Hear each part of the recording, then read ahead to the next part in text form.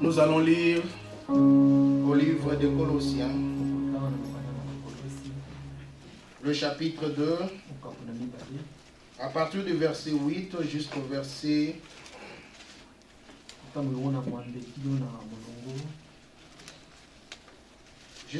10. Colossiens chapitre 2. Nous allons lire à partir du verset 8 et nous irons jusqu'au verset 10. Prenez garde que personne n'efface de vous sa proie par la philosophie et par une vaine tromperie, s'appuyant sur la tradition des hommes, sur le principe élémentaire du monde et non du Christ. Car en lui habitait corporellement toute la plénitude de la divinité. Vous avez tout pleinement en lui, qui est le chef de toute domination et de toute autorité. Amen. Élevons nos voix, bien-aimés dans le Seigneur. Disons merci à Dieu pour la grâce qui nous est accordée ce soir. Encore une fois de plus, de recevoir auprès de lui non seulement la parole, mais aussi la grâce qui nous est faite, puisque la Bible dit qu'il renouvelle sa grâce, sa bonté chaque matin dans la vie de ses enfants. Ainsi, nous disons merci à Dieu parce que toi et moi, nous avons encore reçu cette grâce. Voilà pourquoi nous allons élever nos voix, lui dire merci pour la bonne santé, la force qui nous est accordée. Prions et élevons nos voix, bien-aimés dans le Seigneur. Nous te disons merci, tendre Père Céleste. Nous te disons merci de tout cœur pour ce moment béni de la parole. Merci, tendre Père Céleste, de nous avoir fait grâce. La Bible dit que tu renouvelles ta grâce, ta bonté chaque matin dans la vie, Seigneur notre Dieu, de tes enfants. Oui, Seigneur, toi tu as dirigé nos pas. Toi tu as conduit nos pas jusque dans ta maison. Oui, c'est toi qui as renouvelé ta grâce. Tu as renouvelé ta bonté, ton amour, Seigneur, dans la vie de tout un chacun de nous. Et voilà que ce soir, tu nous as tous réunis en Seigneur. Non seulement nous, mais à tous nos bien-aimés aussi qui sont loin. Tu nous as appelés, Seigneur notre Dieu, ce soir, à pouvoir, Seigneur notre Dieu, être dans ta présence et recevoir de toi tes instructions. Seigneur, nous te disons merci de tout cœur. Merci de nous avoir gardés. Merci de nous avoir protégés, Seigneur. Merci de nous avoir renouvelés, Seigneur, notre Dieu, ton amour et ta bonté, Seigneur, notre Dieu. Oh Dieu, bon et véritable, toi le Dieu de promesses, toi tu veilles à tes promesses, Seigneur, pour l'accomplir. Lorsque tu promets quelque chose, Seigneur, la Bible dit, tu es fidèle, Seigneur, pour l'accomplir. Et ta fidélité durera à toujours, Seigneur. Nous te disons merci de tout cœur. Merci pour ce moment, Seigneur. Merci pour ce moment que nous allons recevoir de toi, ta parole. Nous nous recommandons entre tes sentiments. Nous nous confions en toi, Seigneur, notre Dieu. Nous voulons que toi seul que tu puisses nous instruire et que toi seul que tu puisses nous parler, oh Dieu. Et dispose nos cœurs, Seigneur, à recevoir de toi ta parole. Dispose notre entendement, Seigneur, afin de comprendre, Seigneur, encore une fois de plus ce soir, ce que tu as prévu pour nous, Seigneur. Oui, le monde passe et toute chose passera, mais la Bible dit que ta parole ne passera jamais, Seigneur. Oui, nous ne voulons pas, Seigneur, notre Dieu, que ce moment que nous ne puissions pas saisir ce que tu veux faire, mais notre souci est que nous puissions recevoir de toi, oui, tes révélations. Voilà pourquoi nous te prions, Seigneur, notre Dieu. Laisse que nos cœurs, Seigneur, soient réellement disposés. Nous croyons en toi, nous nous disposons en toi, Seigneur, notre Dieu. Nous voulons que chaque jour de notre vie, Seigneur, oui, Seigneur, que nous soyons, Seigneur, notre Dieu, les seuls, Seigneur, qui reçoivent de toi tes instructions, Seigneur, en fait que nous puissions marcher conformément à ta parole, oh Dieu. Notre prière en toi, Seigneur, notre Dieu, encore ce soir, que tu puisses, Seigneur, notre Dieu, toucher le cœur de tout un chacun. Notre prière ce soir, Seigneur notre Dieu, que tu puisses encore restaurer, Seigneur notre Dieu. Oui, là où l'ennemi a détruit, Seigneur notre Dieu, mais par ta grâce, Seigneur notre Dieu, que tu puisses, Seigneur, oui, restaurer en nous, Seigneur notre Dieu. Oui, Seigneur notre Dieu, restaurer, Seigneur notre Dieu, notre âme, Seigneur notre Dieu, que tout notre être, Seigneur, soit réellement attaché, oui, à toi, Seigneur notre Dieu. Nous nous recommandons en tant que saintement. Nous nous laissons, Seigneur notre Dieu, encore une fois de plus, enseigner ce soir par toi. Oui, Seigneur notre Dieu, nous sommes là pour toi. Nous sommes là pour toi. Laisse que seul ton nom soit élevé au milieu de nous. Laisse que seul ton nom, Seigneur, soit glorifié, Seigneur. Tu es l'objet de notre louange et adoration. C'est par toi que nous avons la vie. C'est par toi, Seigneur notre Dieu, que nous avons reçu le salut, Seigneur. Oh Dieu, parle-nous ce soir. Édifie nos âmes, Seigneur notre Dieu, ce soir. Console nos âmes, Seigneur notre Dieu. Relève ceux qui sont faibles, Seigneur. Oui, nous te disons, Seigneur notre Dieu, nous te prions par le nom de Jésus. Fais-le encore une fois de plus au milieu de nous. Bénis ce moment, bénis ce moment précieux de la parole de Dieu. Nous nous recommandons entièrement entre tes saintes mains. Nous recommandons ton serviteur entre tes saintes mains qui transmettra ta parole, Seigneur notre Dieu, au milieu de ton peuple. Oui, que le soit réellement ce canal béni que toi tu as choisi encore ce soir pour nous, pour qu'il puisse nous parler de ta part. Oui, Seigneur, toi qui es le potier, toi qui sais donner forme dans notre vie. Nous ne sommes que d'argile entre tes saintes mains. Toi qui sais nous donner la forme. Donne-nous la forme de ta parole. Et que nous soyons parole de ta parole, Seigneur notre Dieu. Nous nous recommandons à toi. Dans le nom de Jésus-Christ, nous prions ainsi. Amen. Amen. Veuillez vous asseoir. Sans plus tarder, nous allons inviter le frère Félix pour qu'il nous puisse apporter la parole de Dieu. Que Dieu vous bénisse.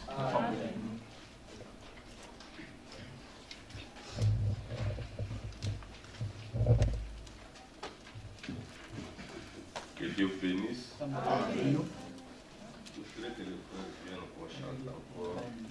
Nous avons déjà chanté des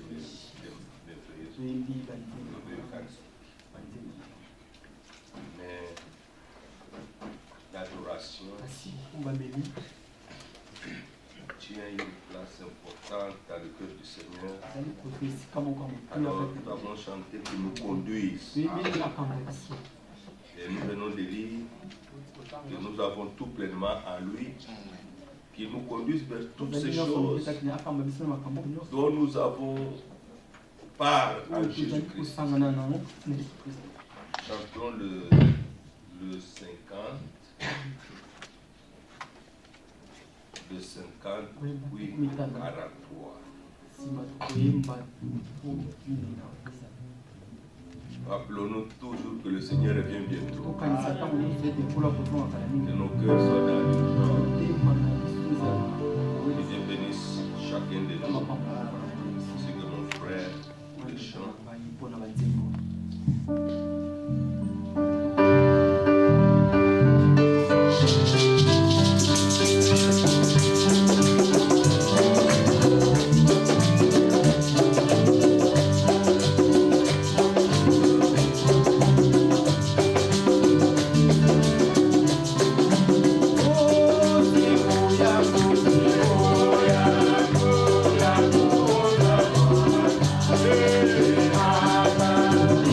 Yeah.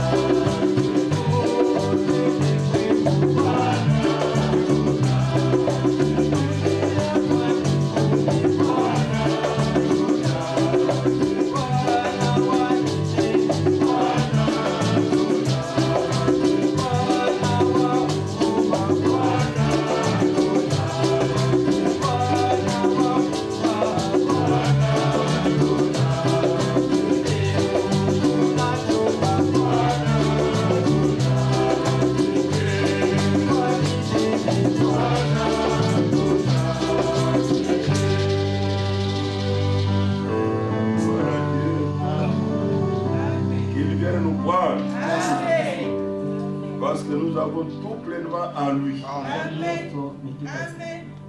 Chantons le 43. Qu'il soit notre ami.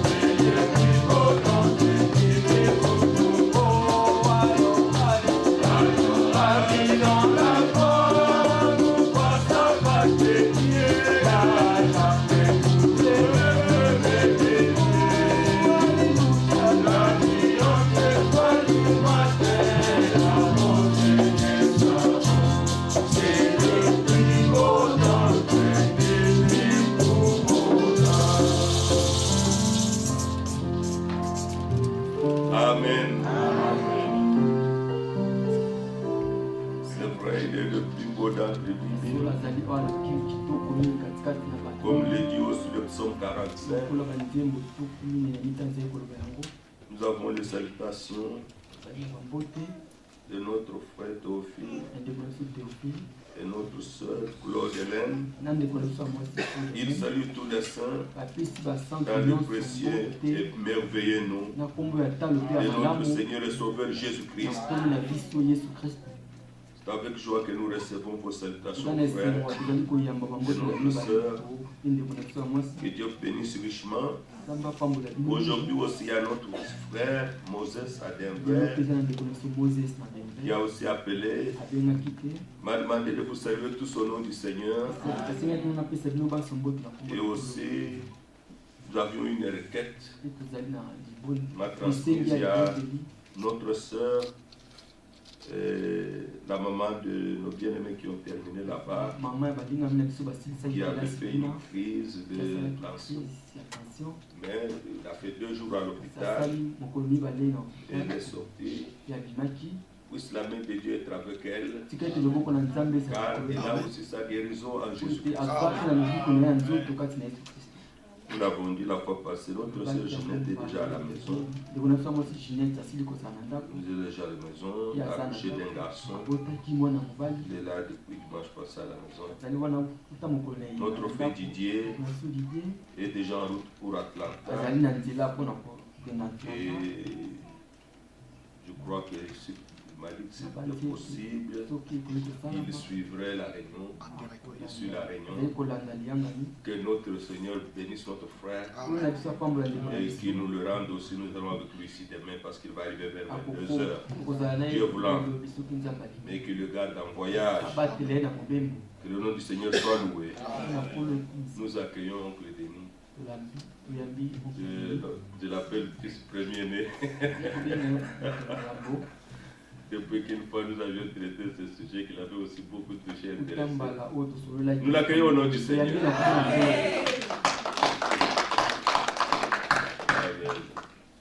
Nous allons prendre les Saintes Écritures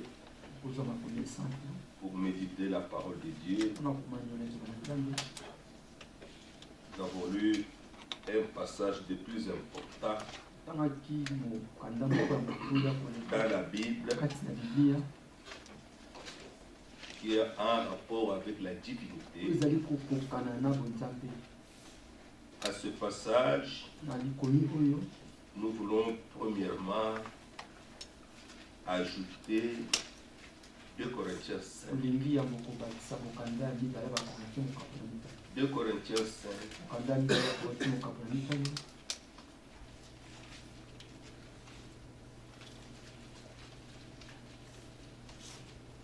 Au verset 19, 2 Corinthiens 5 au verset 19.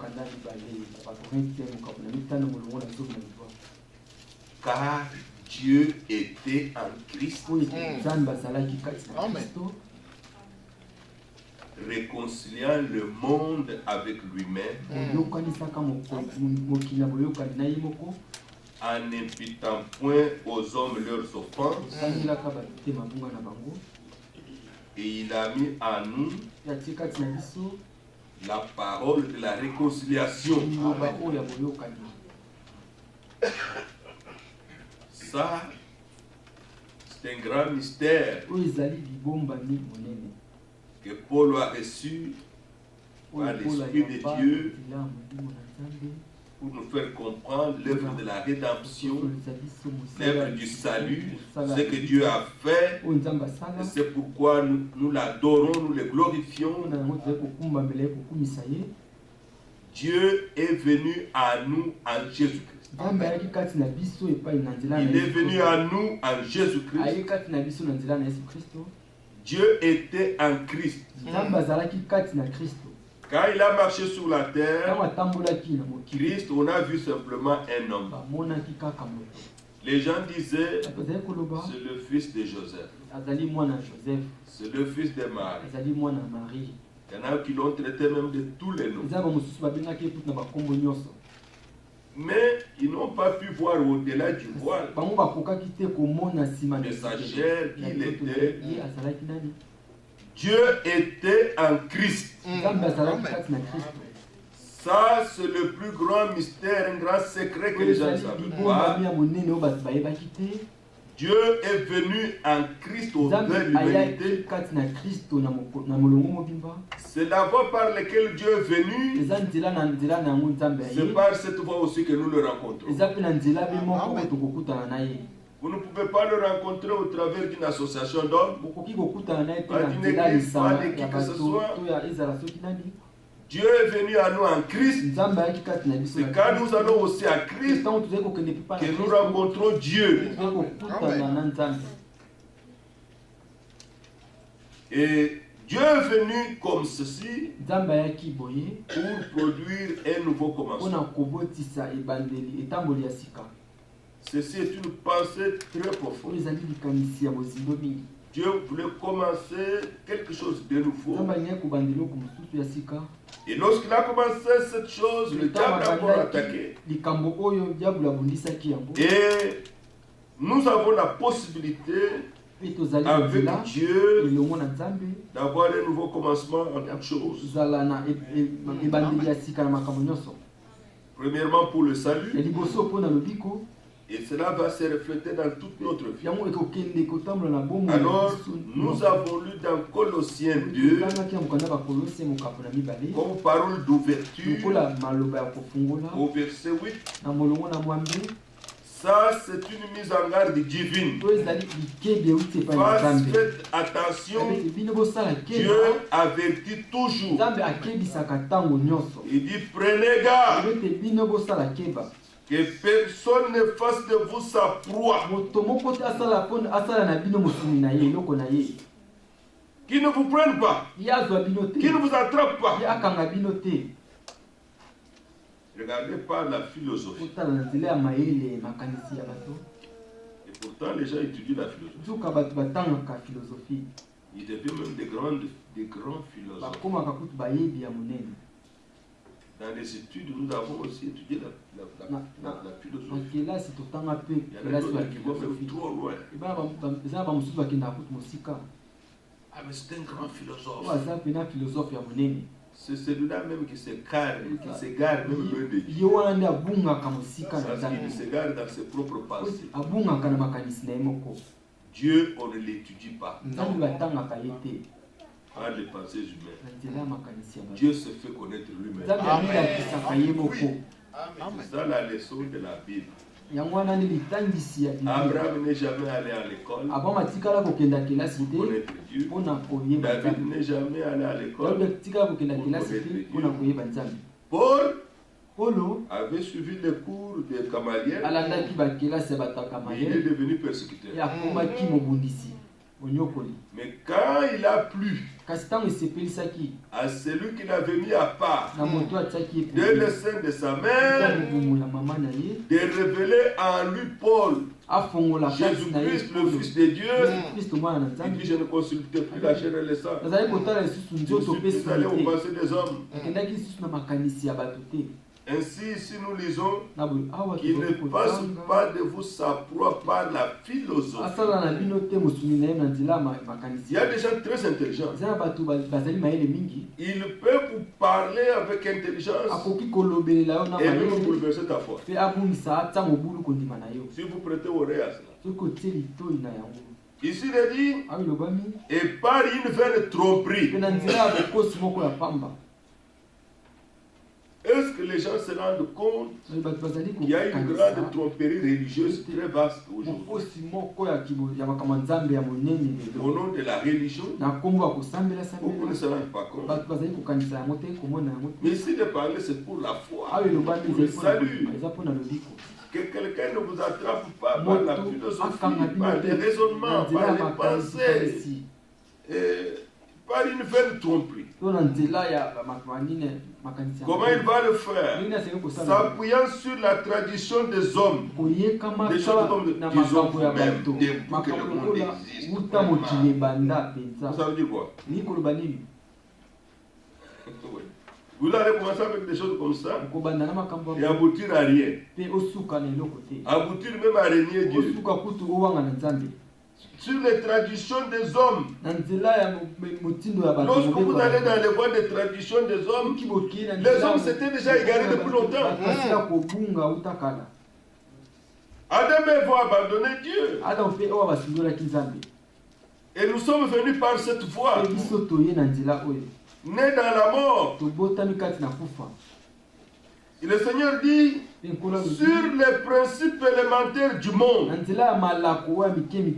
s'appuyant sur les principes élémentaires du monde, et non sur Christ. Ils ne se sont pas appuyés sur Christ.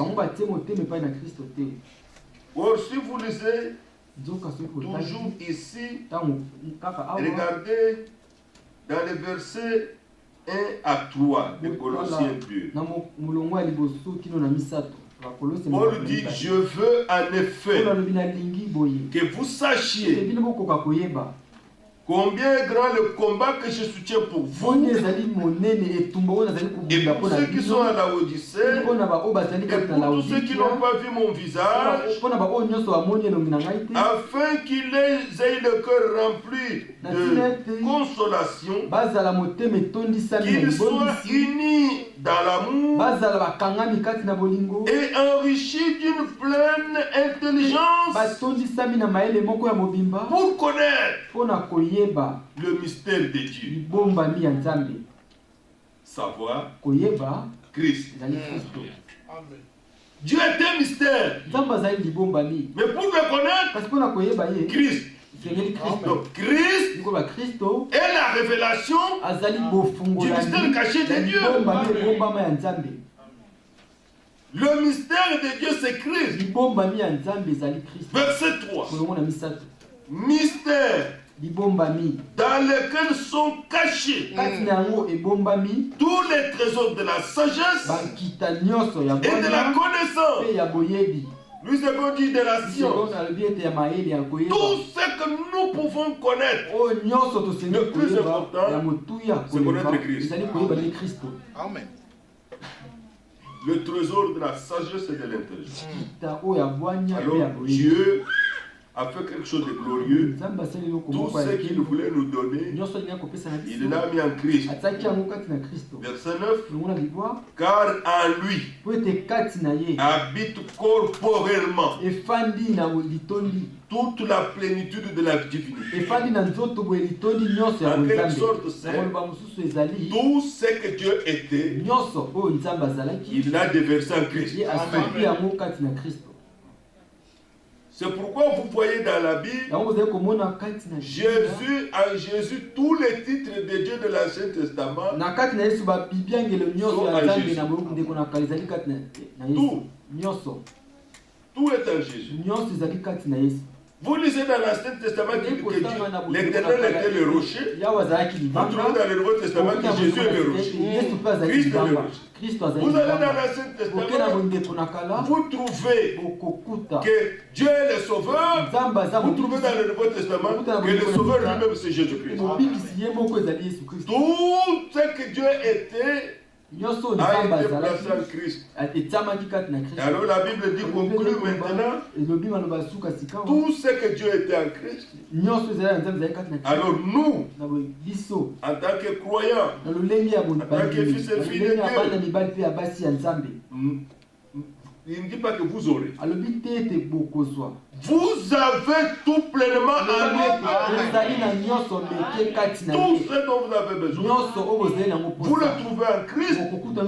Lui qui est le chef de toute domination et de toute autorité. Ça, c'est l'évangile. C'est quelque chose de merveilleux. Alors voyez maintenant ce que le diable a fait. Au lieu de donner aux hommes Christ, à qui ils ont tout, le diable vient, il leur donne la religion. Les gens se battent pour la religion. Les gens luttent pour la religion.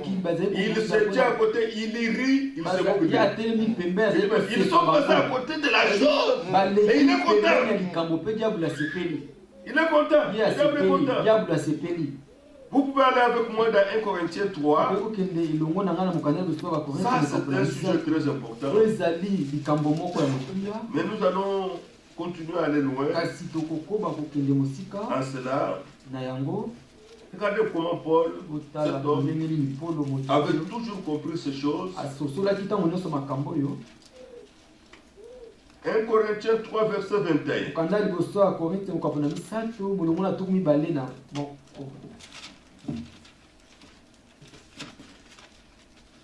Que personne donc ne mette sa gloire dans des hommes,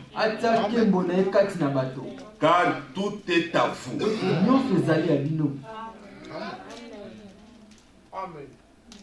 Avez-vous entendu? Ne mettez pas votre gloire dans les hommes. Oh, nous sommes du prophète. Oh, nous sommes des ceci et de cela. Et nous, ne mettez pas votre gloire dans les hommes. Soit Paul, soit Apollos, soit Céphas, soit le monde, soit la vie, soit la mort, soit les choses présentes, soit les choses à venir. Tout est à vous. Et vous êtes à Christ. Et Christ est à Dieu. Oui. Ne mettez pas votre gloire dans les autres. Tout est à vous. Et maintenant, remarquez que parfois nous marchons comme des gens qui n'ont rien. Alors que Dieu affirme que tout est à vous. Et nous marchons comme des misérables. Et Dieu dit tout est à vous. Et vous comprenez que Dieu doit nous révéler et nous faire comprendre ce dont nous bénéficions en lui. Dieu, c'est pourquoi j'aime ce que Dieu a fait. Dieu a démarré son programme de restauration de toutes choses. Que nous avons tout auprès de lui. Ainsi, il y a une possibilité avec cela d'avoir un nouveau commencement dans sa vie. Et dans cela, ce programme, Dieu commence par le salut. La première chose, c'est nous rétablir dans le vrai salut. Avoir le plein salut. Vraiment le salut véritable. Alors lorsqu'on retourne à Dieu, à sa parole, dans le salut véritable, cette restauration se transmet dans toute notre vie. Ça atteint même nos familles. Dieu restaure tout. C'est une action divine.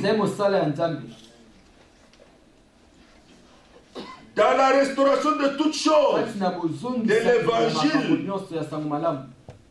il y a un des grands bénéfices dont Dieu a parlé dans Joël, c'est que il a dit, et mon peuple ne sera plus jamais dans la confusion. Joël chapitre 2.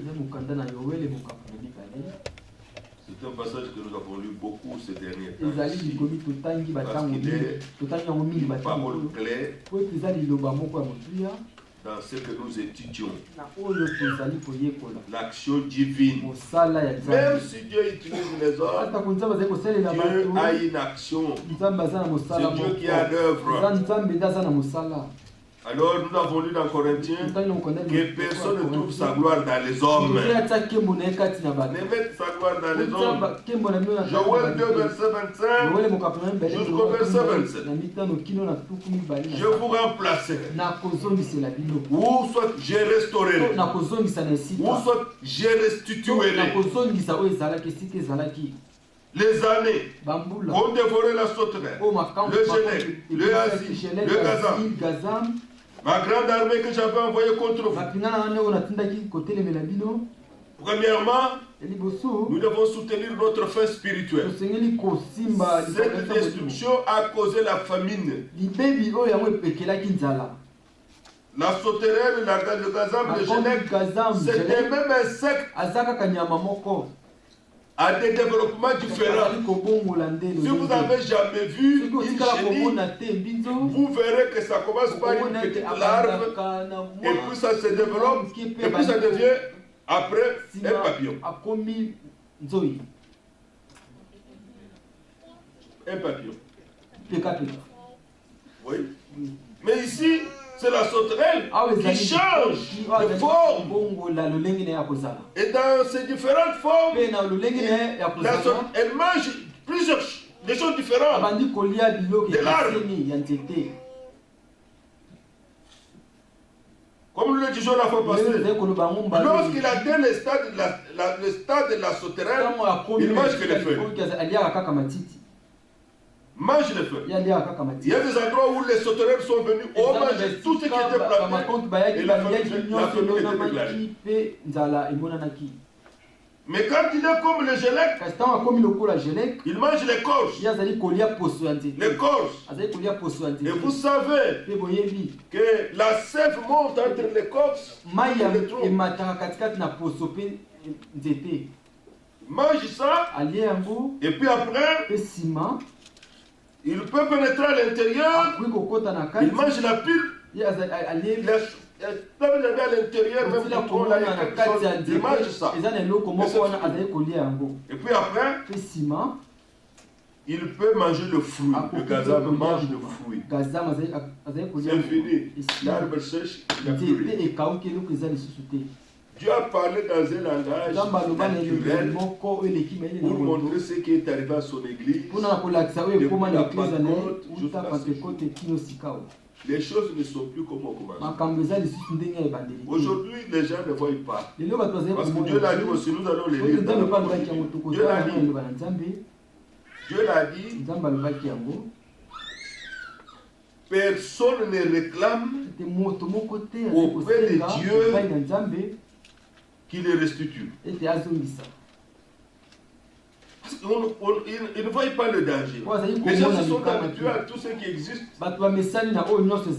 Avant d'aller plus loin au verset 25, gardez Joël. Prenez avec moi Ésaïe 42. Ésaïe 42. Pourquoi nous lisons les prophètes? L'église est établie sur le fondement des apôtres et des prophètes. Jésus-Christ étant la pierre angulaire. Dans la parole prophétique, Dieu a annoncé le plan à l'avance. Et dans le Nouveau Testament avec les apôtres, il nous a montré l'accomplissement. Lisons le partir du verset 21. L'Éternel a voulu pour le bonheur d'Israël lui briller une loi grande et magnifique.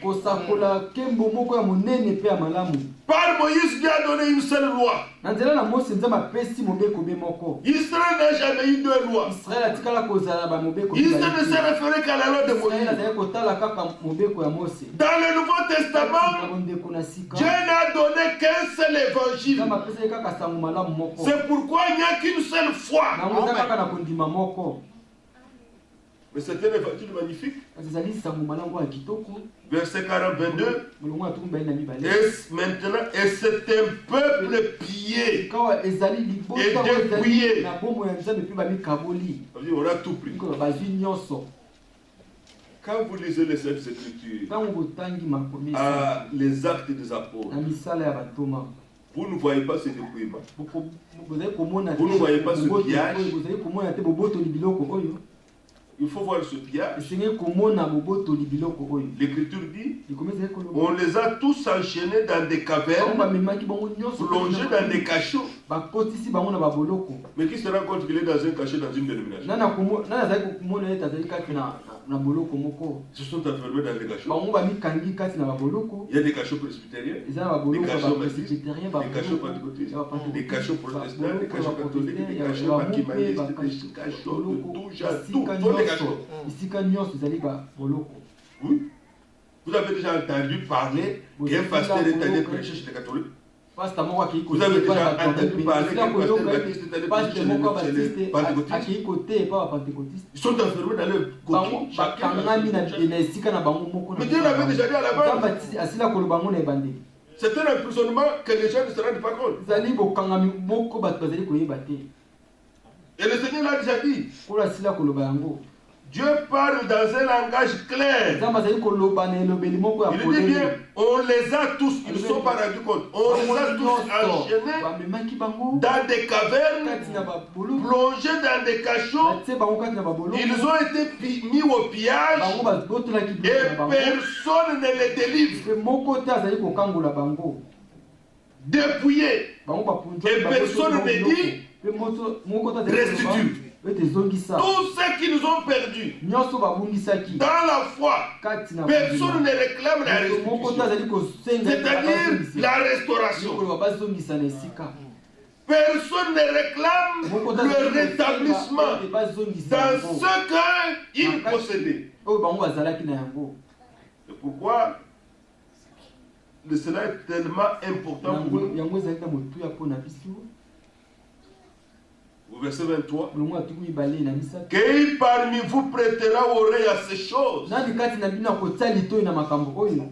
Vous entendez comment Dieu parle? Qui prêtera oreille à ces choses? Qui voudra s'y être attentif et écouter à l'avenir? Verset 24. Qui a livré Jacob au pillage? Et Israël au pillage? N'est-ce pas l'Éternel? Il a laissé cela venir. Nous avons péché contre lui. Il a laissé venir parce qu'ils ont péché contre lui. Ils n'ont point voulu marcher dans ses voies. Qu'est-ce que nous avons lu la fois passée? Il dit, mettez-vous sur tous les chemins. Demandez la bonne voie, les anciennes voies. Et quand vous aurez trouvé la bonne voie, marchez-y. Vous trouverez la paix de vos âmes. Mettez-vous sur les chemins. Beaucoup de chemins aujourd'hui. Des chemins spirituels. Tous les groupements, nous avons dans le monde entier à peu près 930 dénominations. Toutes se réclament dans la vérité, même se contredisant les unes les autres. Mais dans la prophétie, Dieu dit mettez-vous sur tous ces chemins-là. Demandez les anciens sentiers. Et dites quelle est la bonne voie. Quand vous allez trouver les anciens sentiers, pas les choses d'hier, il n'y a pas longtemps, des anciens. Même si vous avez trouvé les anciens là, cherchez la bonne voie. Quand vous l'aurez trouvé, marchez-y. Vous aurez le repos. Or, si vous voulez connaître la seule voie, rentrez vers les apôtres. Amen. Ne rentrez pas en 1900, ne rentrez pas non, rentrez jusqu'à Pentecôte. Voyez ce que Pierre croyait, voyez ce que Pierre pratiquait, vous aurez trouvé le repos de vos âmes. Alors ici il est dit, dans Ésaïe 42, qui n'ont point voulu marcher dans ses voies, ils n'ont point écouté sa loi. C'est ce que les gens ont fait. Même dans le Nouveau Testament, ils n'ont pas prêté oreille à ce que dit la parole de Dieu, à ce que disent les Saintes Écritures. On est prêt à croire même des choses qui ne sont pas écrites. Et il y a même des gens qui disent chacun peut interpréter sa Bible, la Bible comme il pense. Vous pouvez admettre votre lettre à vous que vous avez écrite, que chacun interprète comme il veut. Vous écrivez une lettre, vous demandez du travail. Ici on fait les applications. Ça part quelque part. Alors chacun se permet d'interpréter ce que toi tu as écrit. Chacun donne sa signification. Vous pouvez admettre ça. Frère, vous pouvez être en voyage, vous écrivez une lettre à votre femme, et la lettre arrive, et telle personne lit la lettre et dit, ah, il a voulu dire ça. Et l'autre sort là-bas, ah, il a voulu dire ça. Et tout ça vous croyez, oui, il a voulu dire ça. Même une personne avisée dira, moi je connais bien mon mari, il ne peut pas dire des choses comme ça. Je comprends ce qu'il a voulu dire. Ah, Jésus a dit, mes brebis entendent ma voix. Elles la connaissent. Elles me connaissent. Elles connaissent ma voix. Et je les connais. Nous retournons dans Joël, au verset 26. Joël 2, 26. Vous mangerez et vous vous rassasierez. Et vous célébrerez le nom du Seigneur votre Dieu, qui aura fait pour vous des prodiges. Et mon peuple ne sera plus jamais dans la confusion. Lorsqu'il va remplacer, lorsqu'il remplace les années de destruction, ces années de tromperie, alors le peuple va manger la parole de Dieu. Parce que l'homme ne vivra pas de pain seulement, mais de toute parole qui sort de la bouche de Dieu. Et le résultat est qu'il y a la confusion terminée. Frère, on ne peut pas croire la parole de la Bible et continuer toujours dans la confusion. Non et non. C'est pourquoi maintenant, chacune de nos réunions doit être un pas de plus dans la restauration. Absolument. C'est-à-dire, de plus en plus la confusion s'en va et nous sommes établis dans la clarté. Et mon peuple ne sera plus jamais dans la confusion. Si tout le monde est dans la confusion, son peuple à lui n'est pas appelé à être dans la confusion. Il dit bien, et mon peuple ne sera plus jamais dans la confusion. Verset 27. Et vous saurez que je suis au milieu d'Israël. Mais aussi, maintenant c'est pour l'église. Il a dit, je suis avec vous tous les jours, jusqu'à la fin du monde. Que je suis le Seigneur votre Dieu, et qu'il n'y en a point d'autre. Et il ajoute, et mon peuple ne sera plus jamais dans la confusion. C'est pourquoi, bien aimés frères, ce qui fait beaucoup de peine, c'est de voir quelqu'un ou de voir les gens, malgré qu'ils ont écouté depuis longtemps l'évangile, ils persèvèrent dans la confusion. Vous voyez une continuité dans la confusion. Laissez-moi, je voudrais vous lire quelque chose que le frère Franck a dit quelque part. Et ça m'a beaucoup touché parce que comment voulez-vous que ça puisse être autrement? Je vais vous lire ça. Aujourd'hui, nous savons que Dieu parle au travers des ministères de la parole. Et il garde là, il crée vraiment un livre très important, le temps est proche. Vous pouvez aller sur Internet.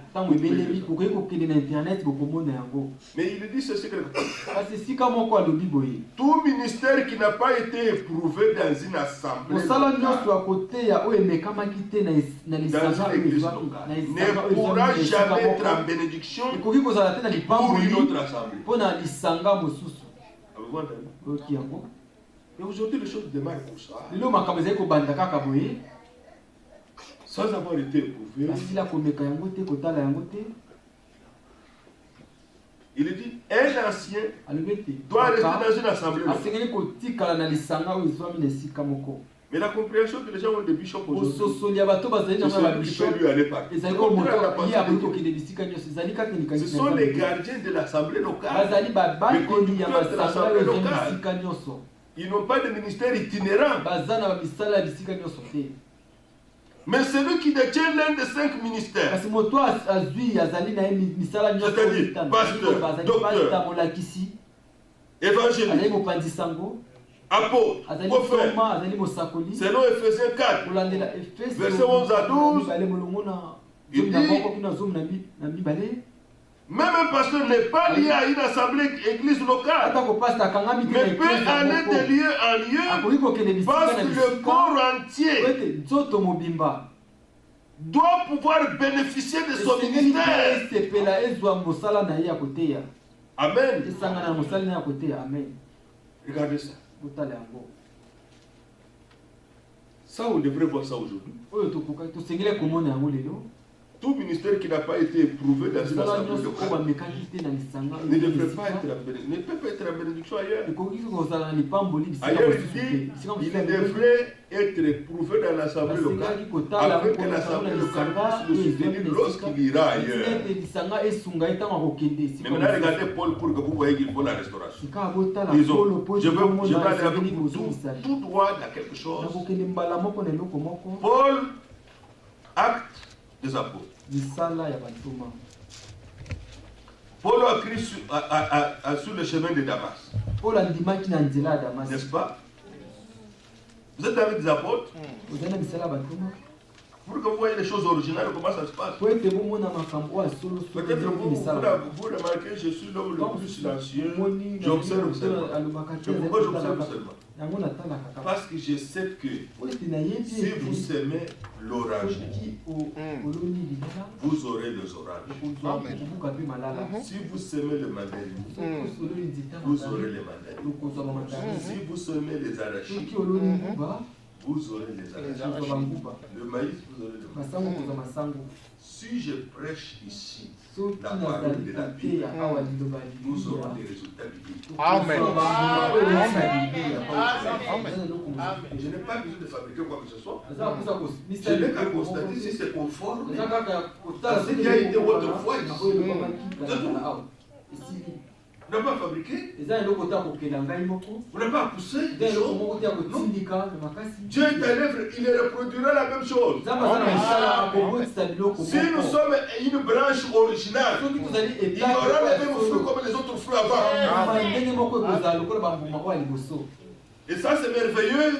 Nous pouvons voir, nous pouvons constater, nous pouvons regarder.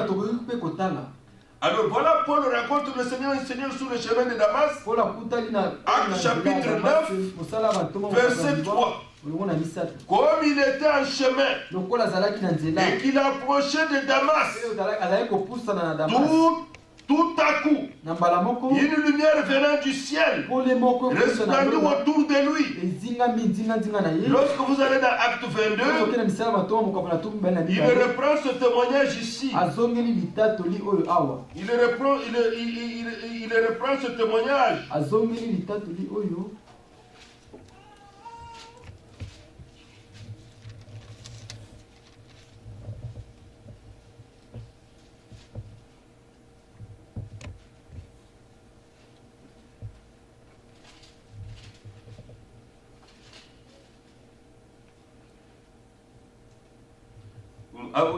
Plutôt dans Acte 26, verset 13. Acte 26, verset 13. Il y a un petit détail là-bas. Mais vers le milieu du jour, donc à midi, au roi, j'ai vu un chemin resplendir autour de moi et de mes compagnons. Une lumière venant du ciel et dont l'éclat surpassait celui du soleil. Oh, déjà, le soleil, nous savons pas le ça, c'était la colonne de feu. C'était la présence surnaturelle de Dieu. Et vous savez, verset 14, acte 26, il dit, nous tombâmes tous par terre et j'ai entendu une voix qui me disait en langue hébraïque. Seigneur lui a parlé directement en hébreu. Saul, Saul, pourquoi me persécutes-tu? Il te serait dur de régimer contre les aiguillons. C'est alors que Paul a compris directement de quoi il s'agissait, comme c'était un juif.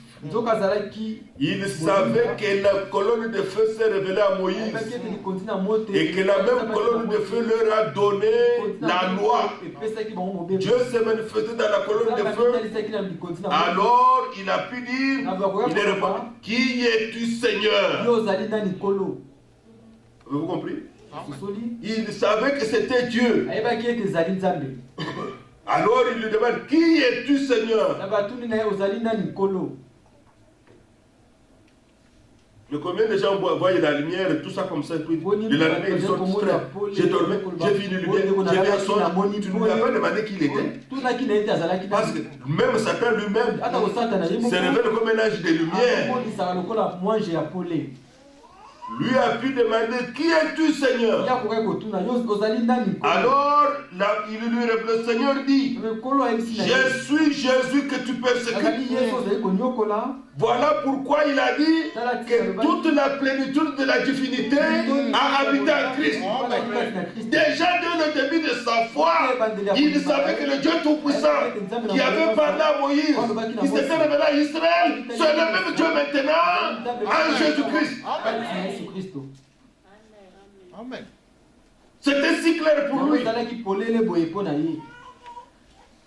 Vous voyez? Ici, nous allons maintenant dans Actes au chapitre 11.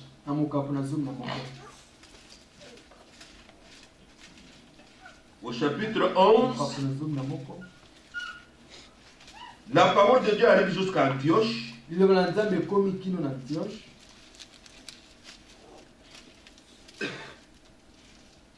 Un peuple de Dieu suscité là-bas. Ils ont commencé à écouter la parole.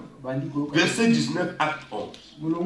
Ceux qui avaient été dispersés par la persécution, survenus à propos d'Étienne, ils ont fui Jérusalem. Allèrent jusqu'à Phénicie, dans l'île de Chypre et à Antioche, annonçant la parole seulement aux Juifs. Et cependant, verset 20, il dit cependant parmi quelques hommes de Chypre et de Cyrène qui étant venus à Antioche s'adressèrent aussi aux Grecs et leur annonçaient la bonne nouvelle du Seigneur Jésus.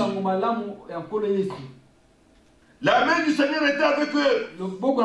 Et un grand nombre de personnes crurent et se convertirent au Seigneur. Pas à une dénomination, mais au Seigneur. Avez-vous lu ça? Amen. Verset 24. Plutôt.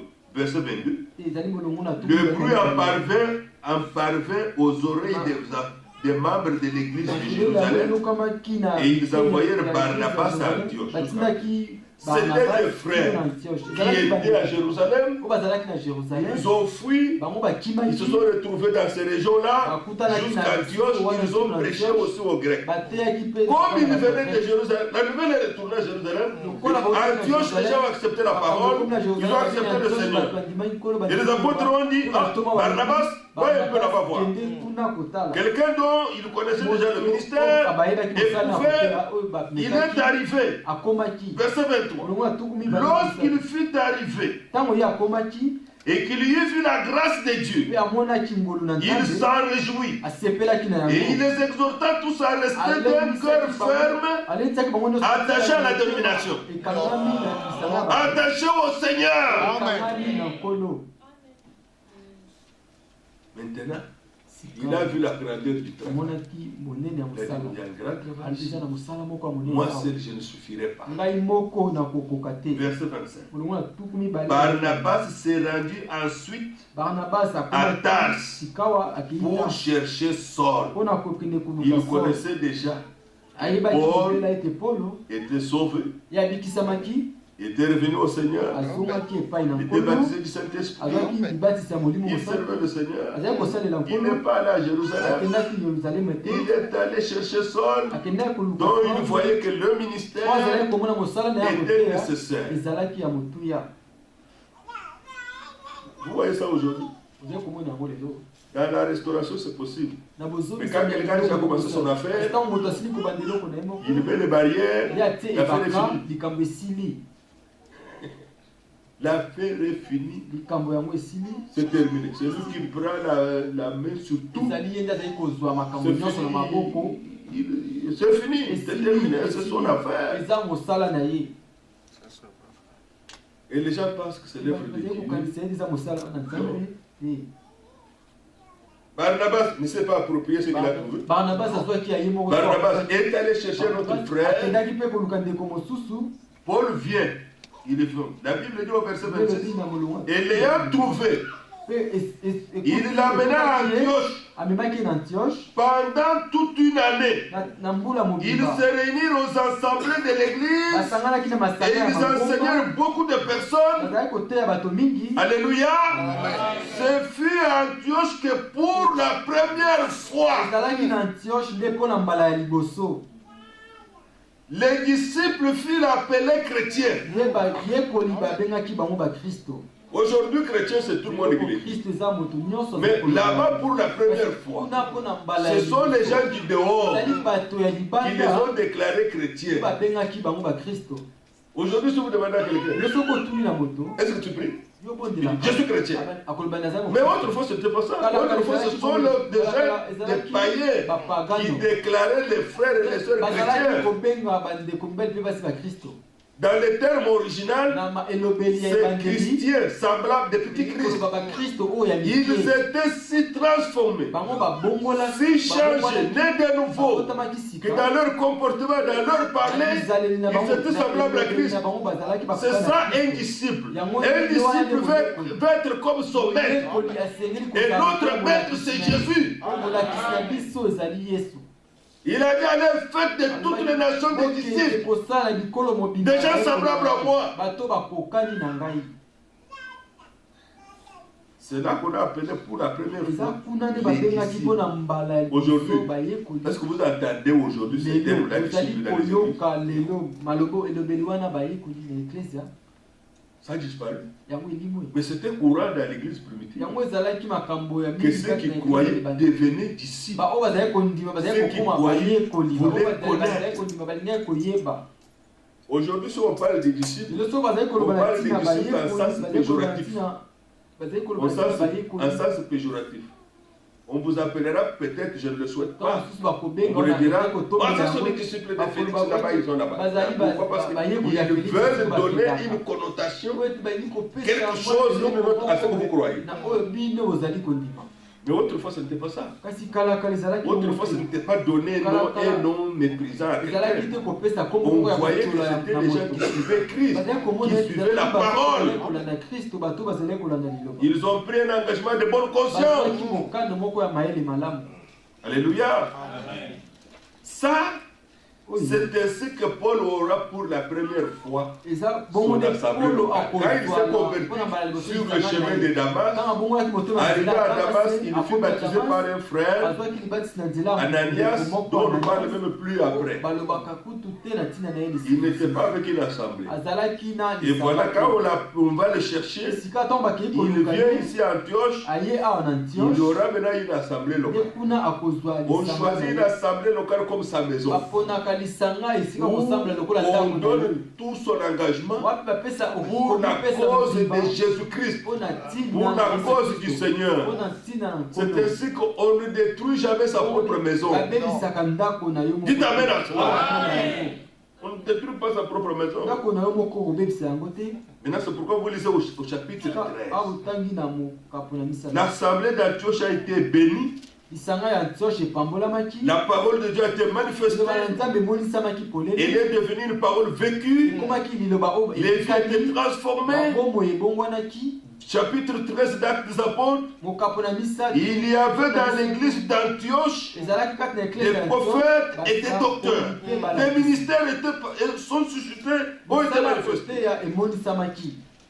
Barnabas, Siméon, appelé Niger. Même Barnabas est devenu ministre là-bas. Lucius de Cyrène, Manahem, qui avait été élevé avec Hérode le tétrarque, et Saul. C'était le ministre qui était dans cette église. Quelle bénédiction pour cette église. Verset 2. Pendant qu'ils servaient le Seigneur dans leur ministère et qu'ils jeûnaient. Alléluia. Ce sont des choses encore qu'on peut pratiquer aujourd'hui. On n'est pas simplement des auditeurs, mais nous sommes de ceux qui cherchent avec le Seigneur avec un cœur ardent, un cœur en feu, dans la prière, voire même dans le jeûne.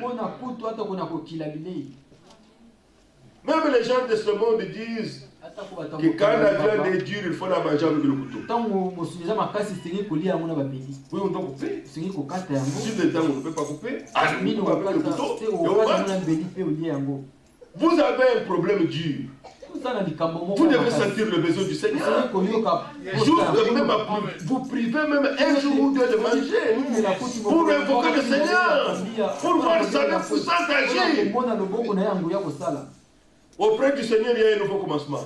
Amen. Amen. Il y a toujours un nouveau commencement. Vous savez qu'il est écrit dans Isaïe 58, j'aime ça, qu'il est notre Seigneur. Lorsque vous le cherchez avec un cœur comme cela, il dit, vous allez relever des ruines antiques.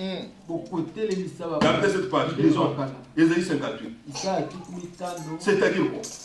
Le diable a réussi à détruire. Il a détruit et on constate, on voit qu'il est ruine. Mais le Seigneur dit, vous serez appelés d'abord les réparateurs de brèches. Là où le diable est passé là, vous allez réparer. Et deuxièmement, vous allez relever. Lisons l'Écriture.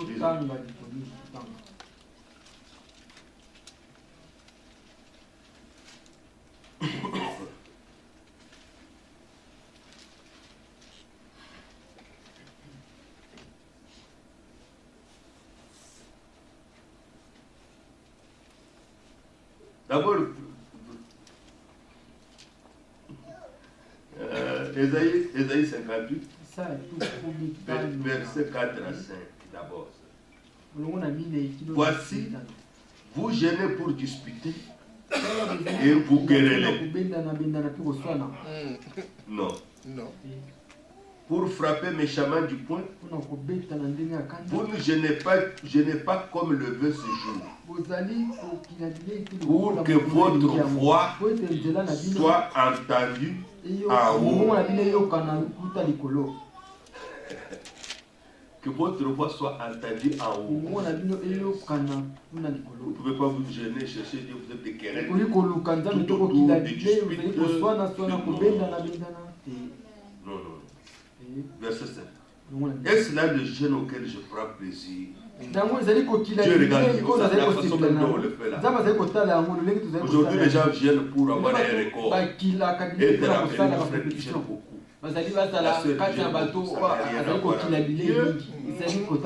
Sortez de ces choses par la grâce de Dieu. Il dit, un jour où l'homme humilie son âme. Humilie son âme. Courber la tête comme un jonc. Hein? Un jonc. C'est comme comment on appelle ça? Un roseau. Un jonc. Tellement qu'il y a le poids, ça commence à faire. C'est ce qui arrive dans le jeûne. Quand on a fait un long, un petit, après le troisième jour, on ne peut plus marcher comme ça. On devient faible. Il dit, et se coucher sur le sac et la cendre. Et c'est là ce que tu appelleras un jeûne. Un jour agréable à l'Éternel. Si tu gênes de la manière correcte, un jeûne que Dieu donne. Un jeûne que Dieu donne. Lisons au verset 8. Alors ta lumière poindra comme l'aurore. Là où il y avait les ténèbres là, la lumière vient. Et ta guérison germera promptement. Même la guérison corporelle est possible. Ta justice marchera devant toi.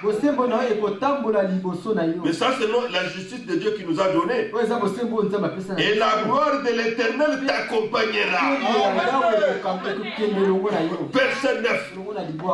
Alors tu appelleras et l'Éternel répondra. Tu crieras et il dira, me voici. Alléluia. Si tu éloignes du milieu de toi le joug, tu te tiens sous le joug étranger. Nous avons expliqué le joug. C'est quelque chose qu'on mettait sur deux chevaux ou deux vaches. On attache la charrue derrière et ça doit travailler. Vous devez avoir le même joug que le Seigneur. Là où il va, c'est là où tu vas. Parce que les bêtes où on a mis le joug, ils n'ont pas de direction différente. Dieu, il a dit dans Matthieu 11, prenez mon joug. Mon fardeau est léger. Pour que nous ayons avec lui la même direction. Si il tourne à droite, nous tournons à droite. S'il tourne à gauche, à gauche. Mais si vous avez les deux bêtes qui prennent les deux directions différentes, alors c'est un déchirement qui va avoir lieu. Ça doit avoir lieu. Or, ce n'est pas ça.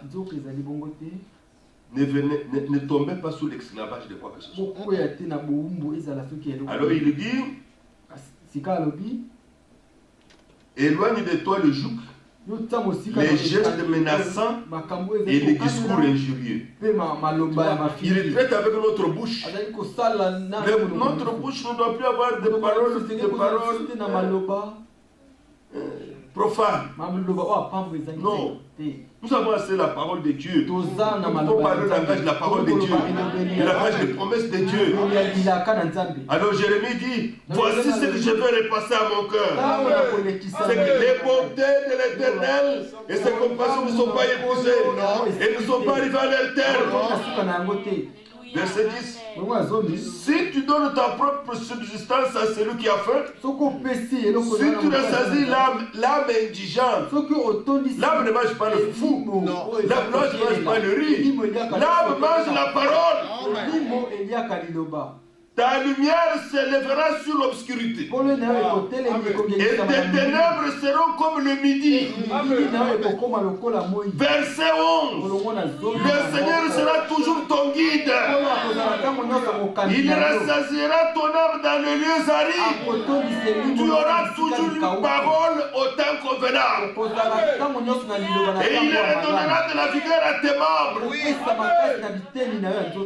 Tu seras comme un jardin arrosé, comme une source dont les eaux ne tarissent pas. Verset 12. Les tiens rebâtiront sur d'anciennes ruines. N'est-ce pas un nouveau commencement? Tu relèveras des fondements antiques. Vous connaissez les aricolos? Les aricolos ne vont pas chercher des maisons qui existent comme ça. On fraise pour chercher les anciennes fondations. Des choses qui ont existé avant, qu'on ne voit plus. On vous dit, ah, il a existé en 1900, ça existait avant Jésus-Christ, avant Jésus-Christ. Des fondements antiques.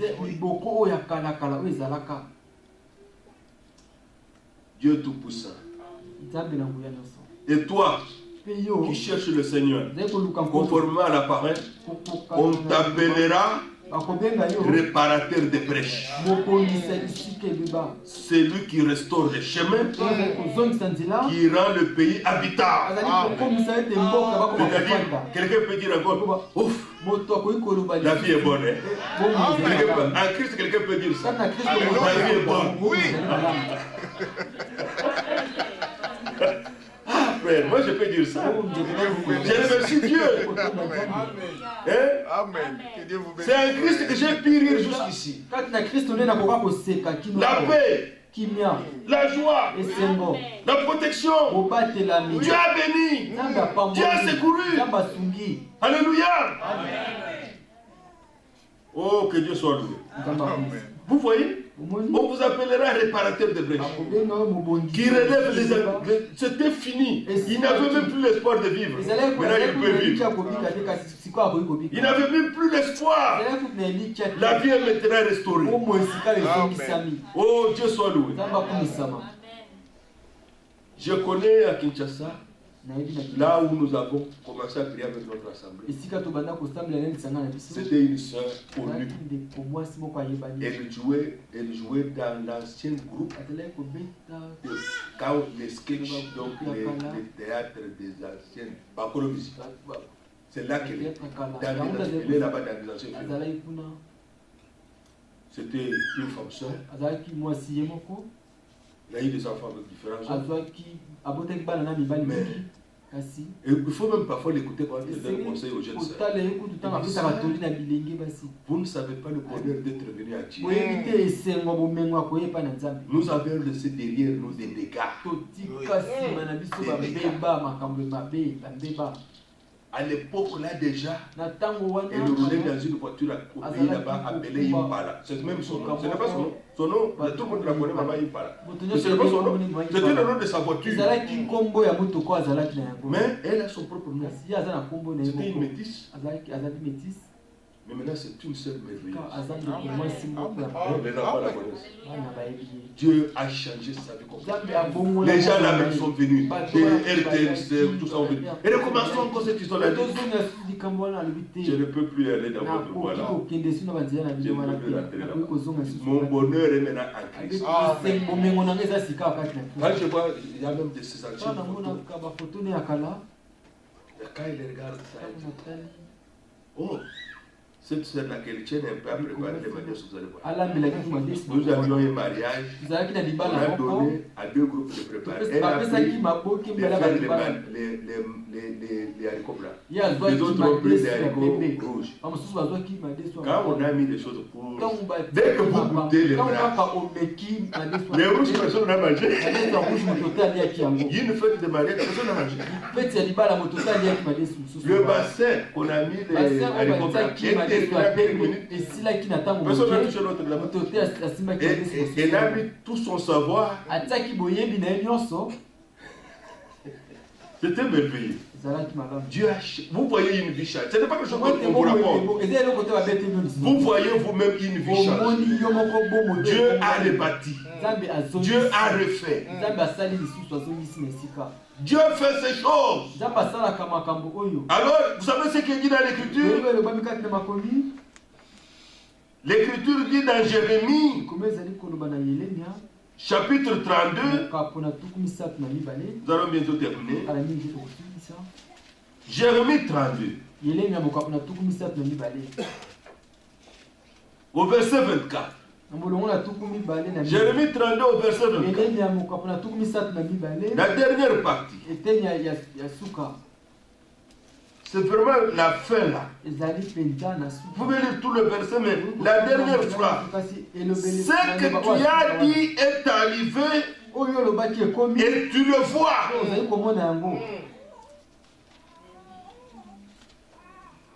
Ça, c'est le prophète qui dit ça au Seigneur.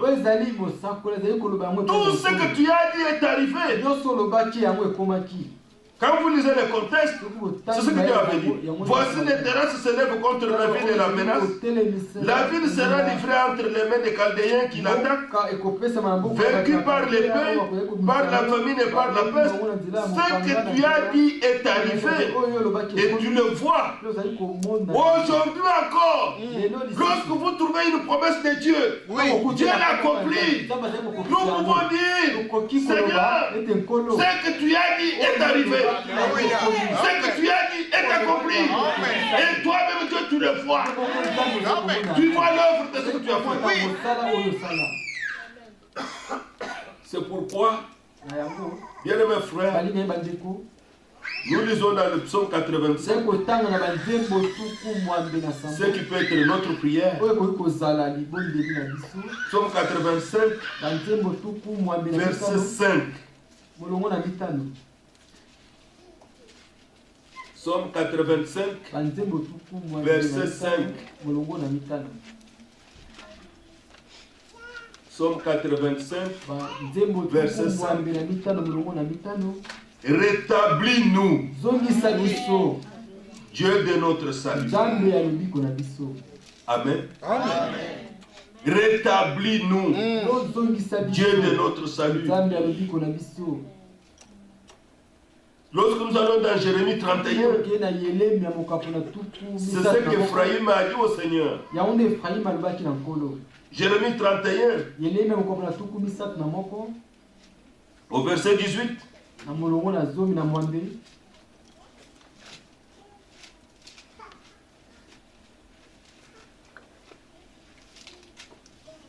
J'entends Ephraïm qui se lamente.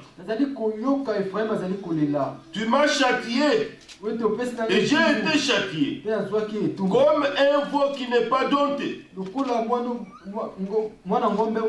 Là, Ephraïm qui représente tout Israël égaré, désobéissant, il reconnaît sa faute. Alors il s'adresse au Seigneur et dit, fais-moi revenir et je reviendrai. Car tu es l'Éternel mon Dieu.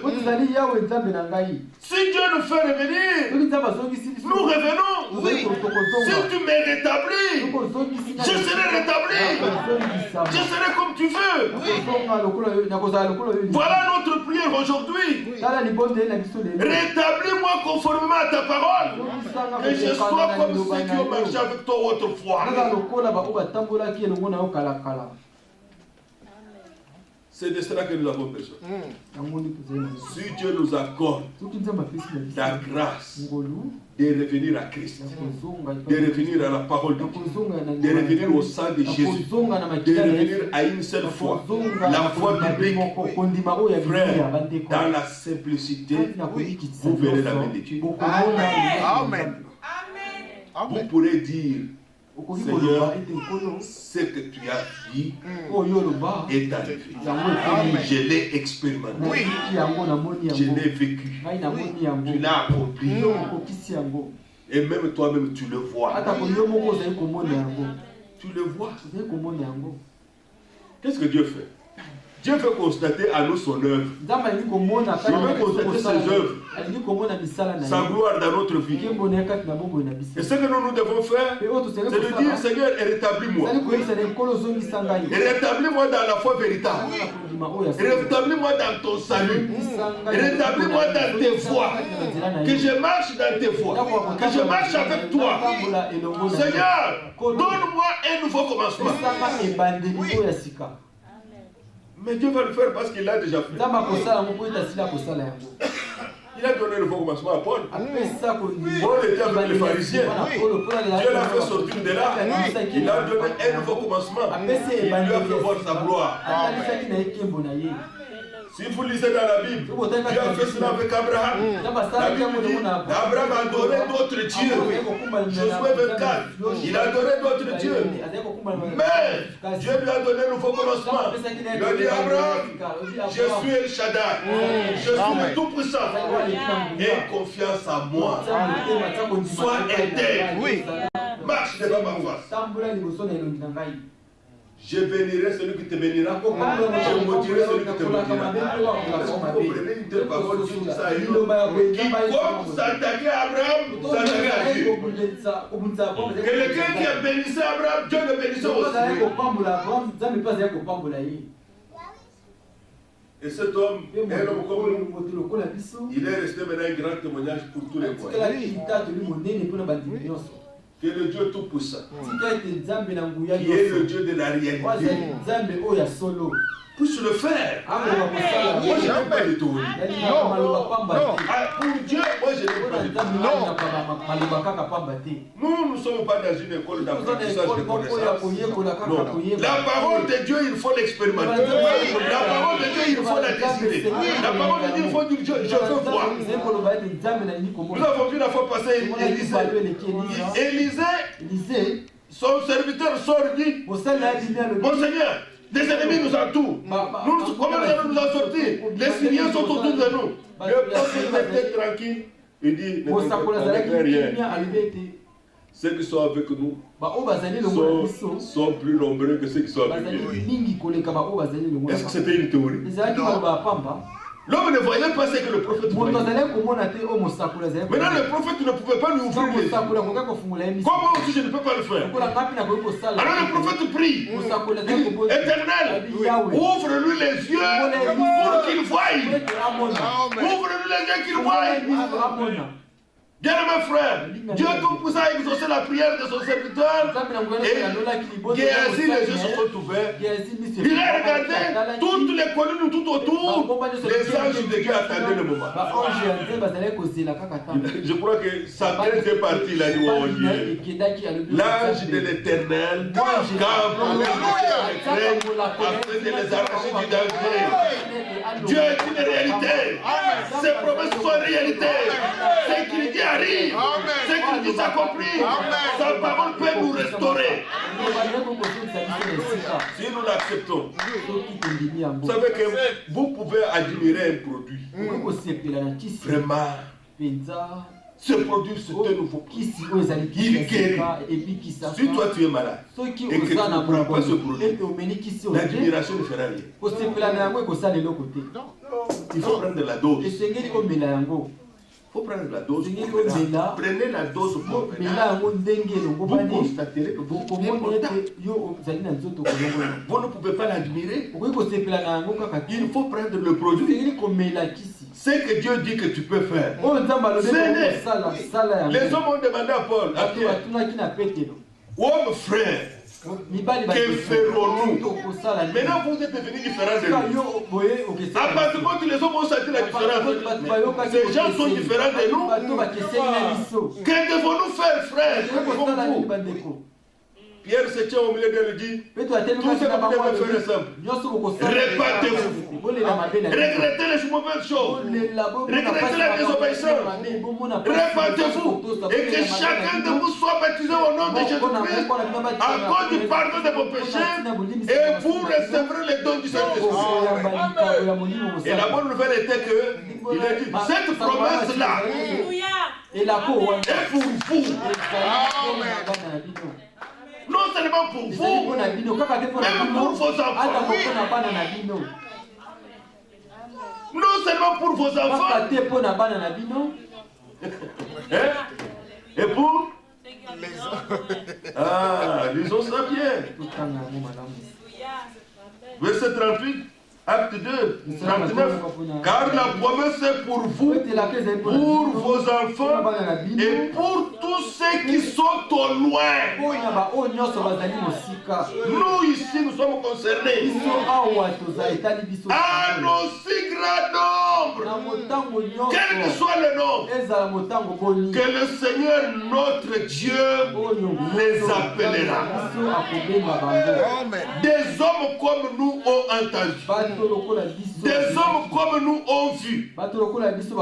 Et la Bible déclare, verset 41, ceux qui acceptèrent sa parole furent baptisés. Et à ce jour-là, le nombre de disciples augmenta d'environ 3000 âmes. Frère. Alors Pierre leur a dit, frère, bon, je voudrais savoir si vous êtes vraiment digne du baptême, je n'ai 43 jours. Non. Je voudrais que vous passiez par le prophète ici, pour voir si vous êtes digne. N'ajoutez pas, ne retranchez pas. Laissez les gens venir au Seigneur tel qu'ils sont. Vous voyez, c'était merveilleux. Dieu, pour son église, dans la restauration, c'était un nouveau commencement. Cela descend dans notre vie, cela descend dans notre foyer, cela descend partout. Dans l'église, Dieu restaure, Dieu restitue. Là où il n'y avait pas la joie, Dieu redonne la joie. Alléluia. Oui, frère. J'ai beaucoup plus pleuré dans ma vie qu'il mais maintenant, j'ai ri beaucoup. Je remercie Dieu. J'ai la paix dans mon cœur. Je sais où je m'appuie. Je parlais avec un frère qui est venu à un entretien ce matin. Je lui ai dit, frère, c'est merveilleux d'avoir cru. C'est merveilleux d'avoir cru. Quel bonheur d'avoir cru au Seigneur. Dieu ne touche pas simplement la vie spirituelle. Il est mon Père comme mon Père charnel. Je ne traite pas ces choses comme Dieu est mon Père comme mon Papa. Mon père est déjà mort. Mais je parle avec Dieu comme je parle avec Dieu. Quand je demande, j'écris. Et j'attends que ça vienne. Et ça vient, je pointe. Je pointe. Je remercie Dieu. Je suis heureux qu'il y a des frères qui ont appris ça et qui le font. Oui. Dieu donne réellement comme un papa. Il a dit ça dans Matthieu. Vous qui êtes mauvais, vous savez donner de bonnes choses à vos enfants. Et votre Père Céleste ne le fera-t-il pas à ceux qui le lui demandent? Votre Père Céleste. Alors, maintenant il faut naître de lui. Il faut accepter sa parole. Que Dieu devienne une réalité dans notre vie. Que Dieu s'occupe du reste. Qu'il s'occupe du reste. Seigneur, occupe-toi de ma femme. Seigneur, occupe-toi de mes enfants. Seigneur, occupe-toi de mon mari. Seigneur, occupe-toi de tous. Occupe-toi. Et regardez comment il a fait les montagnes, les collines. C'est un grand organisateur. C'est un grand organisateur. La manière dont il a organisé le monde là, il a mis les fleuves, les océans, les mers. Il va aussi organiser votre vie. Si vous lui laissez le faire. Qu'il le fasse, n'est-ce pas? Qu'il le fasse, n'est-ce pas? Alors nous allons lui demander ça dans la prière. Tout est possible à celui qui croit. C'est la loi de la foi. Chantons cela et prions.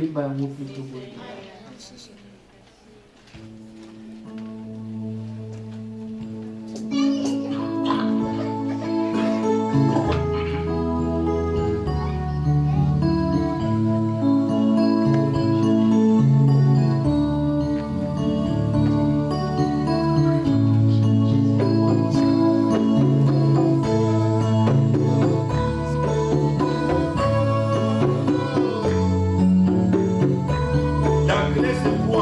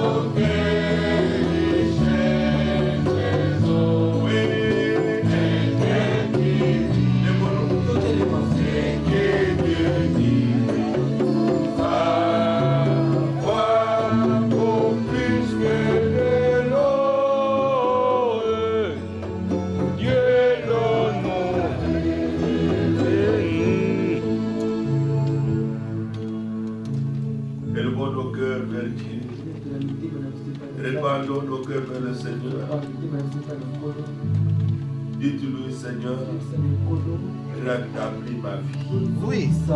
Rétablis ma foi. Rétablis-moi dans les expériences originales avec toi. Rétablis à moi l'assurance du salut.